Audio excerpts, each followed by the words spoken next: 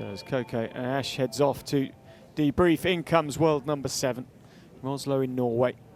Isabel Fries started riding at 6 years of age, moved to Germany at 20 years of age, working with Roger Sigurd Holger Finken and more. And she rides Total Hope OLD. Yeah, the OLD, by the way, is Oldenburg.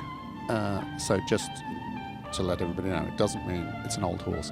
It's, as you said, a 2012. But the interesting thing is that this is by the famous stallion Totalas out of Viagold, which of course was Isabel Wert's supreme mare. So talk about royal blood, this has got it. What you couldn't see there in that halt, we need to just make sure the cameras, if possible, can look at the legs of the halt, is that the horse halted, took way too much weight back on its hind legs. So that halt will not be scoring highly.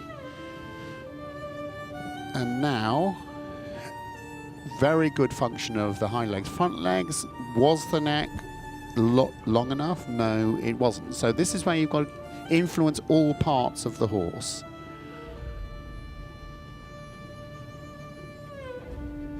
And it'd be interesting to see that front ways on. Yes, the neck function there, he isn't fully given in his neck, and you can see the head rotated. It's actually the vertebrae in the neck, which are very complicated joints. Here you see a much more uniform bend to the left, often happens to the left, but they're very difficult joints to actually influence and get optimal, to produce as an optimal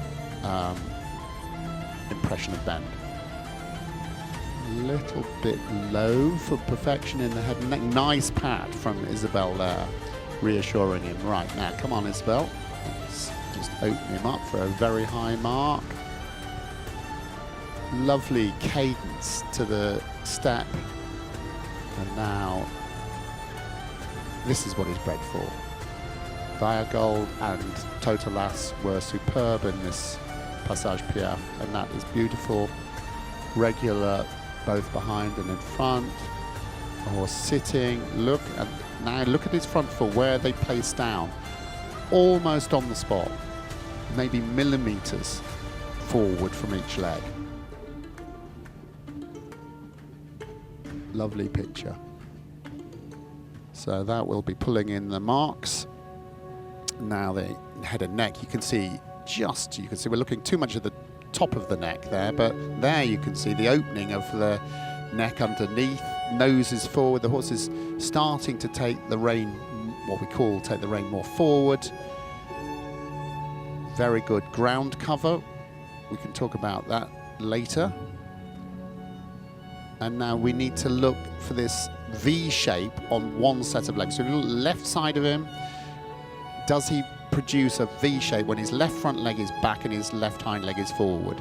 And that's the bit of a hack to check whether it's a 4-time walk. Oh, beautiful start to the passage, and then he just hesitated bringing the right hind leg forward. Now he's fully spot on there. And again, this is his strength there. Look at the steps of the front legs.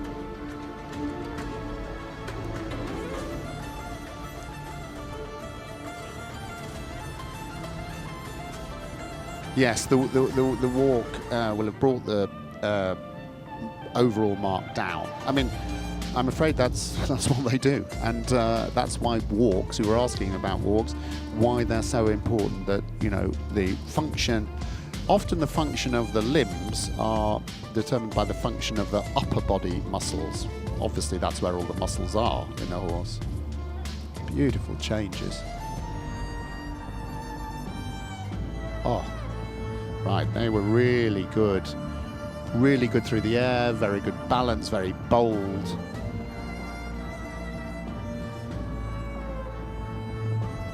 And then again, extended canter, super uphill, like the aeroplane taking off. So the marks are coming back now, the ones that were lost a little bit in the collective walk. Lovely. So this is really fluid. You know, the canter is really moving just as if she wasn't half passing and doing such an incredibly difficult exercise. If you looked at that from the side, a long way off, you wouldn't even know she was going sideways. Now the one times.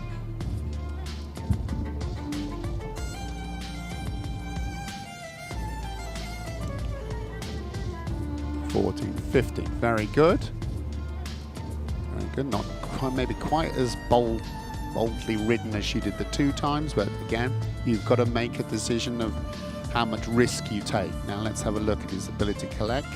Look at the top of the quarters of the croup. Look how it's sitting down compared to in front of the saddle, the withers.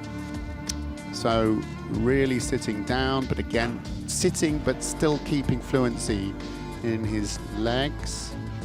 1, 2, 3, 4, 5, 6, 7, 8. So perfect. And what she did with that is, when you're riding a pirouette, you have to sort of think about it in quarters and influence different quarters differently according to what you've got. Now, extended trot. A little bit more open in the neck and still as fabulous through his leg function. And look at that for a trot, just pinging along off the floor. And the transitions into passage are also very important and are scored.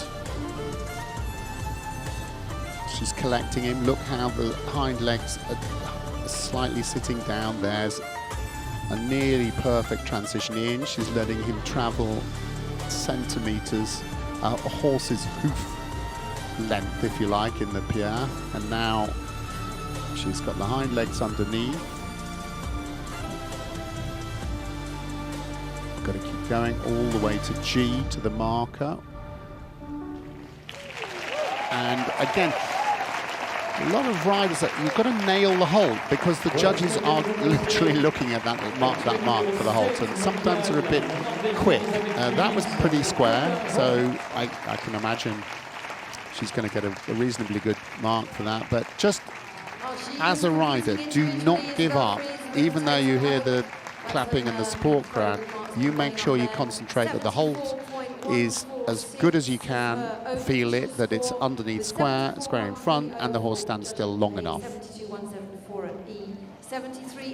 So Isabelle Prix goes into 3rd position on Total Hope LD, 74.146%.